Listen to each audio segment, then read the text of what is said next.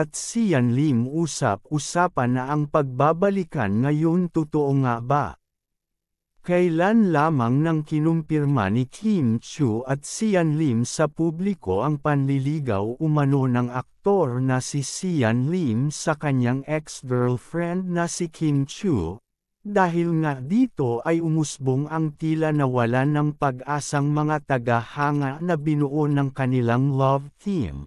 Sa ilang linggong panliligaw ni Sian Lim kay Kim Chiu ay napagdesisyonan na nga rin ng aktres na si Kim Chiu na huwag nang patagalan pa ang panliligaw nito dahil aminado din naman siya na may nararamdaman pa rin siya sa aktor na si Sian Lim.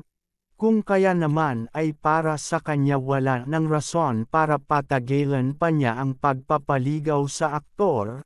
Kung kaya naman nang minsang sinubukan ng aktor na tanungin ang aktres kung pwede na ba niya itong maging girlfriend ay agaran naman siyang sinagot ni Kim Chiu ng oo. Ngayon nga ay kumpirmado na ang kanilang pagbabalikan na lubos na ikinasaya ng kanilang mga tagahanga.